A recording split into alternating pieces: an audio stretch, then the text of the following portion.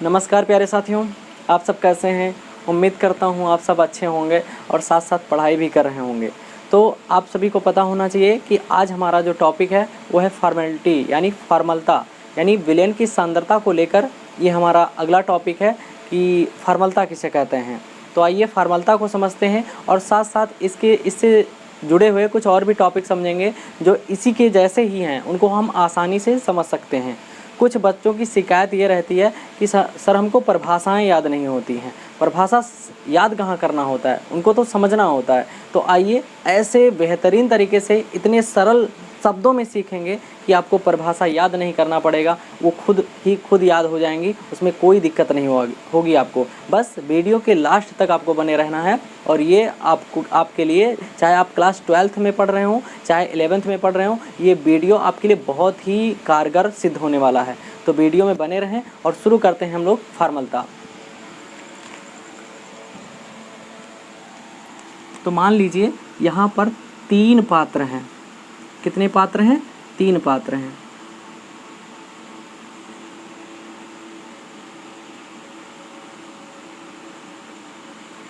ठीक है, और इसमें क्या भरा हुआ है? विलियन भरा हुआ है। तीनों पात्रों में क्या भरा हुआ है? विलियन भरा हुआ है।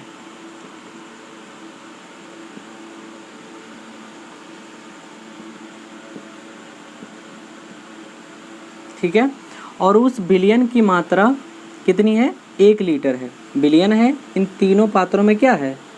विलियन है। इन तीनों पात्रों में विलियन है।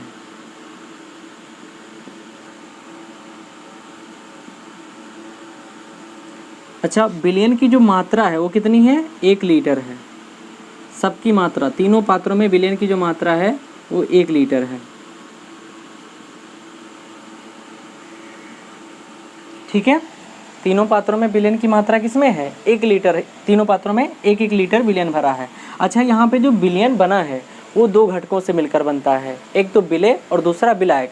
तो यहाँ पर जो विलेय है, विलेय, ठीक है, वो विलेय की मात्रा किस में लिया गया है? मान लीजिए विलेय की मात्रा लिया गया है ग्राम तुल्यांक के रूप में। किस में लिया गया है? ग्राम तुल्यांक के रूप में। ठीक है, इसमें जो विलेय की मात्रा है, विलयन तैयार किया गया है, विलयन की मात्रा 1 लीटर है और यहाँ पर जो विलेय की मात्रा है वो किसमें है? विलेय की मात्रा है ग्राम तुल्यांक में। और दूसरा जो पात्र है, मान लीजिए ये पात्र ए है, ये पात्र बी है और ये पात्र सी है। दूसरे पात्र जो बी है जिसमें विलयन 1 लीटर है, उसमें मान लीजिए विलेय की मात्रा किसमें है? मोल में है। इसमें मोल में। ठीक है, यहाँ पर 1 लीटर का विलयन है जिसमें विलेय की मात्रा किसमें है? ग्राम तुल्यांक के रूप में है। ठीक है, और यहाँ पर जो है दूसरा पात्र जो बी है जिसमें विलयन की मात्रा 1 लीटर है, इसमें विलेय की मात्रा किसमें है? मोल के रूप में है। ठीक है, और तीसरा पात्र सी है जिसमें विलयन की मात्रा 1 लीटर है और इसमें जो है विलेय की मात्रा किसमें है? विलेय की मात्रा है ग्राम सूत्र भार के रूप में। ग्राम सूत्र भार के रूप में। ठीक है, यहाँ पर विलयन का जो मात्रा है वो समान है, यानी 1 लीटर, विलयन का आयतन समान है, 1 लीटर 1 लीटर 1 लीटर। ठीक है, लेकिन यहाँ पर अंतर किस में है? विलेय की मात्रा यहाँ ग्राम तुल्यांक के रूप में व्यक्त की गई है, यहाँ पर विलेय की मात्रा मोल के रूप में व्यक्त की गई है और यहाँ पर मात्रा जो है विलेय की वो ग्राम सूत्रभार के रूप में व्यक्त की गई है। ठीक है, तो जब विलयन के अंदर या विलयन में विलेय की मात्रा ग्राम तुल्यांक के रूप में व्यक्त होती है तो विलयन की ऐसी सांद्रता को कहते हैं नॉर्मलता। क्या कहते हैं? नॉर्मलता कहते हैं। ठीक है, और जब विलयन के अंदर विलेय की मात्रा मोल के रूप में होती है तो विलयन की ऐसी सांद्रता को कहते हैं क्या? मोलरता कहते हैं। क्या कहते हैं? मोलरता कहते हैं। ठीक है, और जब विलयन में विलेय की मात्रा ग्राम सूत्रभार के रूप में होती है तब विलयन की ऐसी सांद्रता को कहते हैं फॉर्मलता। क्या कहते हैं? फॉर्मलता कहते हैं। ठीक है, तो बात समझ में आ गई होगी। यानी यहाँ पे विलयन का आयतन समान है लेकिन यहाँ पर अलग अलग सांद्रताएं बदल जा रही हैं। कब? जब हम विलेय की मात्रा को अलग अलग मापदंडों में मापते हैं। अगर विलेय की मात्रा को हम ग्राम तुल्यांक में व्यक्त करते हैं तो यहाँ पर जो विलयन की सांद्रता क्या कहलाएगी? नॉर्मलता कहलाएगी। अगर हम विलयन के अंदर उपस्थित जो विलेय की मात्रा है अगर उसको मोल में व्यक्त करेंगे तो विलयन की जो सांद्रता है वो मोलरता कहलाएगी। अगर हम विलयन के अंदर उपस्थित विलेय की मात्रा को ग्राम सूत्रभार के रूप में व्यक्त करेंगे तो विलयन की जो सांद्रता है वो फॉर्मलता कहलाएगी। ठीक है, तो इस तरीके से हम एक साथ जो है तीन टॉपिक को समझ सकते हैं और उनको रटने की कोई ज़रूरत नहीं, आराम से याद कर सकते हैं। ठीक है, तो उम्मीद है समझ में आ गया होगा। ठीक है, तो अब हम लिखेंगे इसकी परिभाषा कि फॉर्मलता किसे कहते हैं। वैसे लिखने की ज़रूरत भी नहीं है, वैसे हमको याद हो गया। कैसे बोल सकते हैं कि किसी विलयन के 1 लीटर में उपस्थित विलेय के ग्राम सूत्रभारों की संख्या, यानी कितने विलेय के कितने ग्राम सूत्रभार हैं, तो विलेय के ग्राम सूत्रभारों की संख्या विलयन की क्या कहलाती है? फॉर्मलता कहलाती है। तो लिखने की तो कोई ज़रूरत ही नहीं, लेकिन लिख लेते हैं क्योंकि हमको नोट्स बनाना है। ठीक है, तो लिख लेते हैं यहाँ पे, किसी विलयन के 1 लीटर में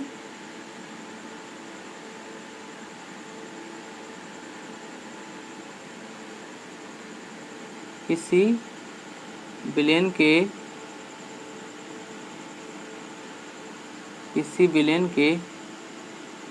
1 लीटर में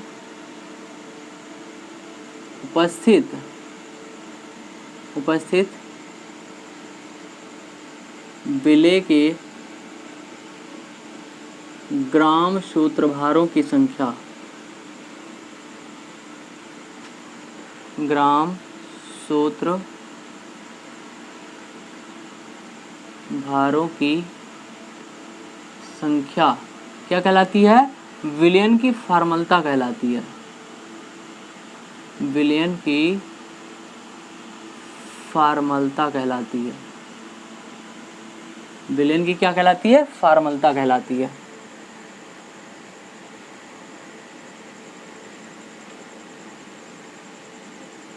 ठीक है, तो इस तरीके से हम फॉर्मलता को व्यक्त कर सकते हैं। अच्छा, फॉर्मलता को डिनोट किससे करते हैं? तो फॉर्मलता को हम लोग एफ, कैपिटल एफ से डिनोट करते हैं। इसे कैपिटल एफ से डिनोट करते हैं या प्रदर्शित करते हैं या व्यक्त करते हैं। ठीक है, प्रदर्शित करते हैं। ठीक है, इस तरीके से ये हो गया फॉर्मलता। अच्छा, फॉर्मलता बराबर सूत्र क्या होगा? ठीक है, फॉर्मलता बराबर सूत्र तो क्या लिख सकते हैं?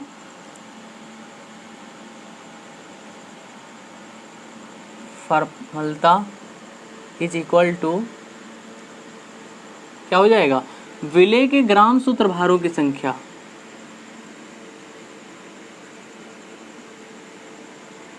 विलेय के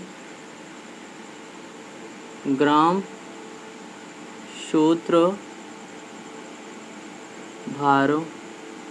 की संख्या,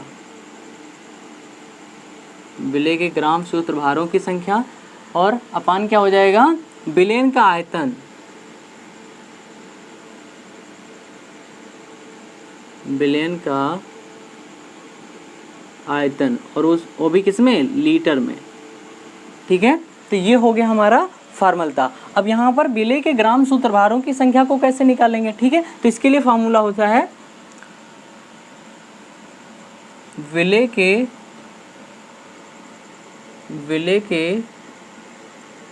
ग्राम सूत्रभारों की संख्या,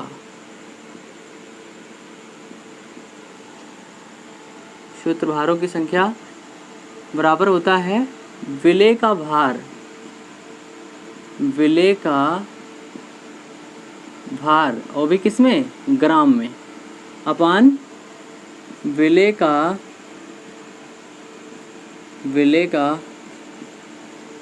ग्राम सूत्रभार, विलेय का ग्राम सूत्रभार। ठीक है। तो इस तरीके से विलेय के ग्राम सूत्रभारों की संख्या को हम निकाल सकते हैं कैसे, विलेय के भार और विलेय के ग्राम सूत्रभार के द्वारा, ठीक है। यहाँ पर विलेय का ग्राम सूत्रभार किसके लिए यूज किया जाता है, तो आयनिक यौगिकों के लिए हम लोग यूज करते हैं। ऐसा इसलिए होता है कि जो आयनिक यौगिक होते हैं वो अणु के रूप में नहीं होते हैं, यानी जो अन्य पदार्थ होते हैं, अन्य जो है विलेय पदार्थ होते हैं वो अणु के रूप में होते हैं। लेकिन यहाँ पर जो आयनिक यौगिक होते हैं वो कैसे होते हैं, उनके आयन जो है जालक के रूप में होते हैं, अणु नहीं बनाते बल्कि वो सूत्र इकाई के रूप में होते हैं। तो उनके लिए हम लोग जो है आणविक द्रव्यमान ना लिखकर विलेय के ग्राम सूत्रभार के रूप में लिखते हैं, ठीक है। तो यहाँ पर ये हो जाएगा विलेय के ग्राम सूत्रभारों की संख्या इज इक्वल टू हो जाएगा विलेय का भार अपान विलेय का ग्राम सूत्रभार। तो ये मान जो यहाँ पे दिया गया है बराबर में, तो इसको उठा के यहाँ पे रख देते हैं। तो जब रखेंगे तो यहाँ पे हो जाएगा फॉर्मलता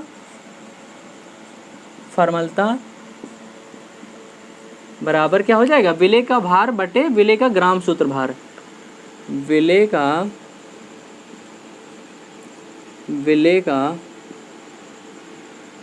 का भार और वो भी किसमें, ग्राम में, और बटे में हो जाएगा विलेय का ग्राम सूत्रभार, क्योंकि ये बटे में चला आएगा, ठीक है।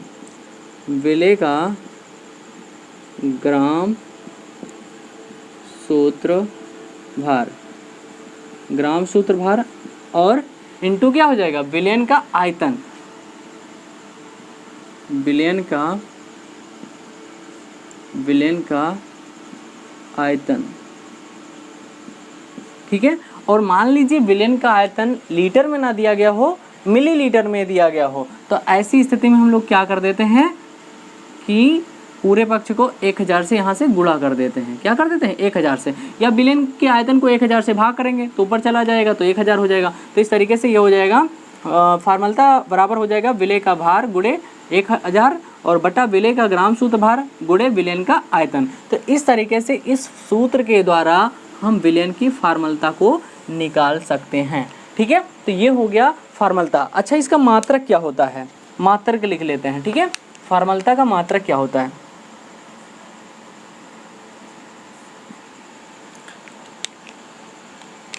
इसका मात्रक होता है विलेय की मात्रा किसमें होती है, ग्राम सूत्रभार में। तो यहाँ लिख सकते हैं ग्राम सूत्रभार, क्या लिख सकते हैं, ग्राम सूत्रभार, ठीक है, बटा विलयन का आयतन, तो यहाँ पे हो जाएगा लीटर, ठीक है। तो इस तरीके से जो फॉर्मलता का मात्रक होता है वो ग्राम सूत्रभार प्रति लीटर होता है, ठीक है। तो इस तरीके से हम लोग यहाँ पे फॉर्मलता समझ गए होंगे, ठीक है। अब हम लोग जानेंगे, अच्छा एक टॉपिक यहाँ पे और समझ सकते हैं, इससे जुड़ा हुआ पॉइंट समझ सकते हैं कि जो है ताप का इस फॉर्मलता यानी जो सांद्रता का ये पद है फॉर्मलता, इस पर क्या प्रभाव पड़ता है, ठीक है। तो यहाँ पर लिख देंगे, क्या लिखेंगे, नोट पॉइंट बना के लिख सकते हैं यहाँ पे, नोट पॉइंट, ठीक है। ताप बढ़ने पर,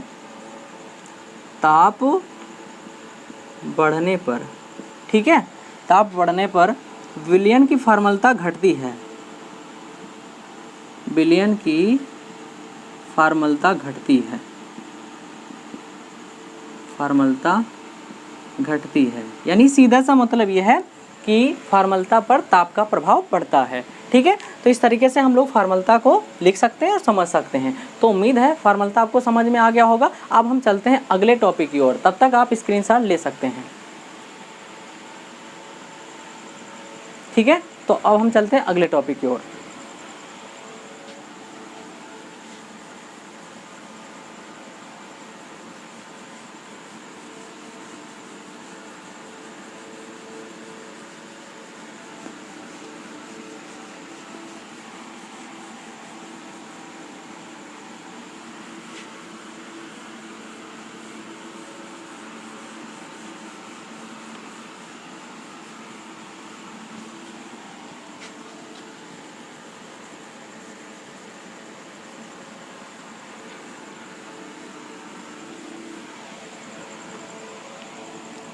हमारा अगला टॉपिक है क्या, मोल प्रभाज, ठीक है।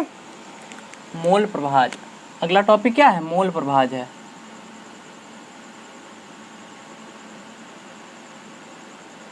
मोल प्रभाज, अच्छा इसको मोल अंश भी कहते हैं, मोल अंश, अंग्रेजी में क्या कहेंगे? Mole fraction, mole fraction.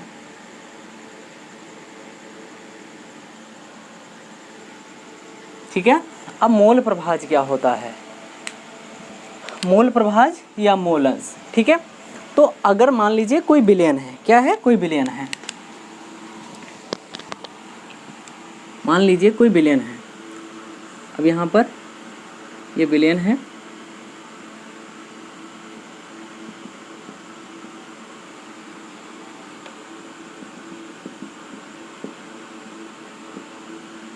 ठीक है। और इस विलयन में कौन कौन होगा? एक तो आपका विलेय होगा और दूसरा क्या होगा? विलायक होगा। ठीक है। और ये दोनों मिलेंगे तो क्या बनेगा? विलयन बनेगा। तो इस विलयन के अंदर विलेय के कुछ मोल होंगे। मान लीजिए यहाँ पे विलेय और विलायक की मात्रा को किस में व्यक्त कर दिया जाए? मोल में। तो यहाँ पर विलयन में विलेय के कुछ मोल होंगे और विलायक के कुछ मोल होंगे। ठीक है। तो विलेय के मोल और विलायक के मोल ये कुल मिलकर क्या बन जाएगा? विलयन का मोल। ठीक है। और अगर विलयन की मात्रा किस में हो? मोल में हो, तो विलयन के कुल मोल में विलेय के कितने मोल उपस्थित होते हैं? तो इसे हम लोग क्या कहते हैं? विलयन की ऐसी सांद्रता को क्या कहते हैं? मोल प्रभाज कहते हैं या मोल अंश कहते हैं। यानी किसी विलयन के कुल मोल में विलेय के कितने मोल उपस्थित होते हैं, तो विलयन की ऐसी सांद्रता को क्या कहते हैं? मोल प्रभाज, मोल अंश या मोल फ्रैक्शन कहते हैं। ठीक है। तो ऐसा समझ सकते हैं यहाँ पे, किसी विलयन में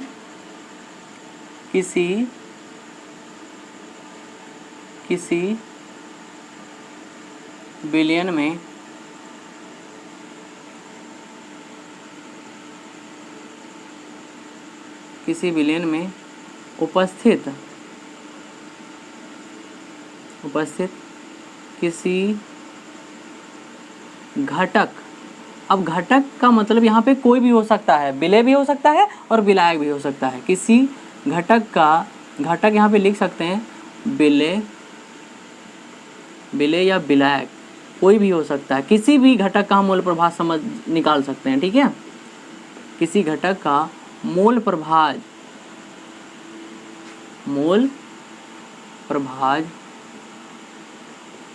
ठीक है, मोल प्रभाज उस घटक के मोलों की संख्या, उस घटक के मोलों की संख्या व कुल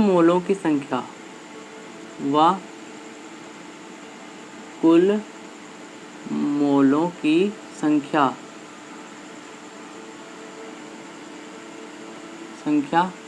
के अनुपात के बराबर होता है, के अनुपात के बराबर होता है।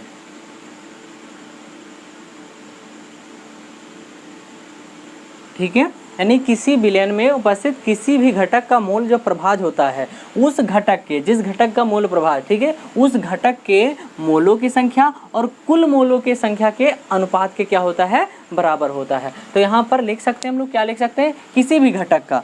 मान लीजिए यहाँ पे विलेय का जो है मोल प्रभाज हमको ज्ञात करना है। किसका? विलेय का। कहाँ लिख सकते हैं? यानी विलेय का मोल प्रभाज,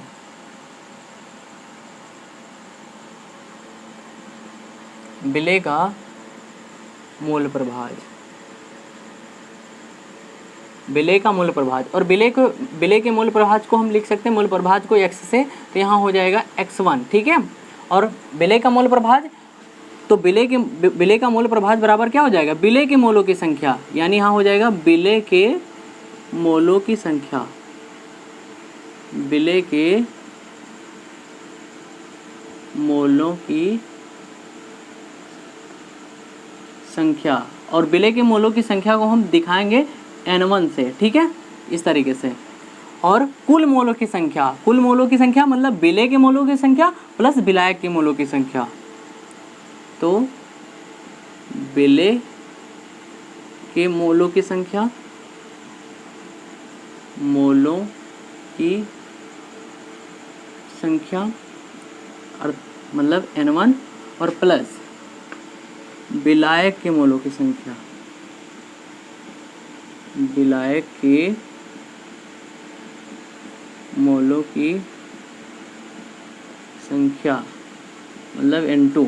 ठीक है, तो इस तरीके से हम लोग लिख सकते हैं। विलेय का मोल प्रभाज कैसे ज्ञात कर सकते हैं? विलेय का मोल प्रभाज बराबर होता है विलेय के मोलों की संख्या बट्टा कुल मोलों की संख्या, यानी विलेय के मोलों की संख्या प्लस विलायक के मोलों की संख्या। इसको ऐसे लिख सकते हैं, x1 इज इक्वल टू हो जाएगा N1 upon N1 plus N2। ठीक है, तो इस तरीके से हम लोग जो है विलेय का मोल प्रभाज ज्ञात कर सकते हैं। इसी तरीके से हम विलायक का भी मोल प्रभाज ज्ञात कर सकते हैं। तो लिखेंगे यहाँ पे विलायक का मोल प्रभाज, विलायक का मोल प्रभाज, और विलायक के मोल प्रभाज को x2 से क्या हो जाएगा? विलायक के मोलों की संख्या,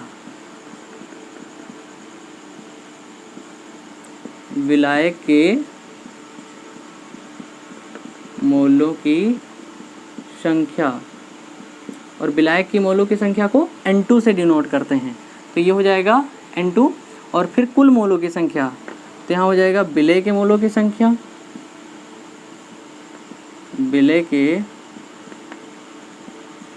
मोलों की संख्या N1 प्लस में हो जाएगा विलायक के मोलों की संख्या, विलेय के मोलों की संख्या प्लस विलायक के मोलों की संख्या।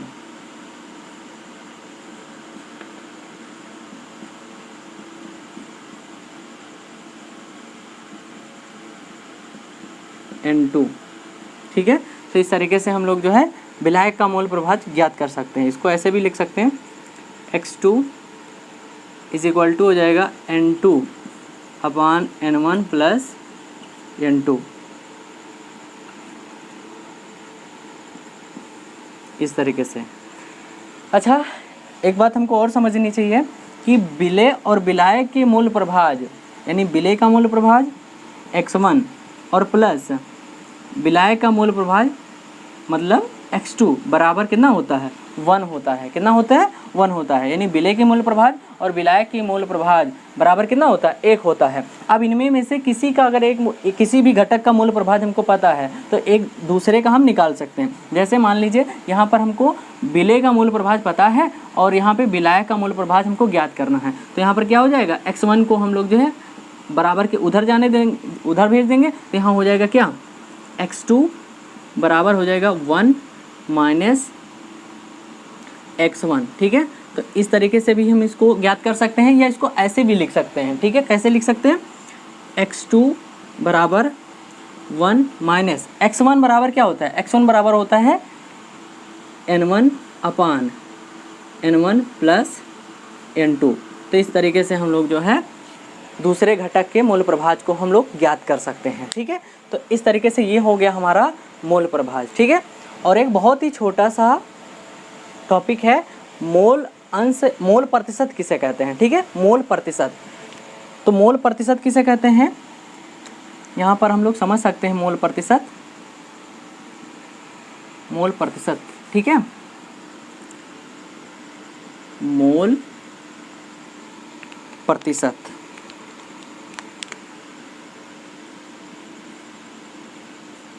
मोल प्रतिशत। मोल प्रतिशत क्या होता है कि जो मोल प्रभाज यानी मोल अंश जो निकल के आता है, ठीक है, मोल अंश, अगर इस मोल अंश को, अगर इस मोल अंश को हम लोग 100 से गुणा कर देते हैं तो मोल अंश ज्ञात किया जा सकता है, मोल प्रतिशत ज्ञात किया जा सकता है। किससे? यानी 100 से अगर मोल अंश जो निकल के आता है, अगर इस मोल अंश को हम 100 से गुणा कर देते हैं तो वो हमारा किस में बदल जाता है? मोल प्रतिशत में बदल जाता है। ठीक है, एक छोटा सा टॉपिक था, मोल प्रतिशत किसे कहते हैं। तो मोल अंश को अगर हम लोग 100 से गुणा कर देते हैं, ठीक है, तो किस में बदल जाता है? मोल प्रतिशत, यानी मोल प्रतिशत में हम उसको जान सकते हैं, ज्ञात कर सकते हैं। ठीक है, तो ये हो गया हमारा मोल अंश और मोल प्रभाज। ठीक है, या मोल अंश भी कह सकते हैं या मोल प्रभाज भी कह सकते हैं। ठीक है, तो उम्मीद है आपको ये टॉपिक समझ में आ गया होगा। और विलयन की सांद्रता को लेकर, विलयन की सांद्रता को लेकर यहीं तक तो यहाँ से समाप्त होता है।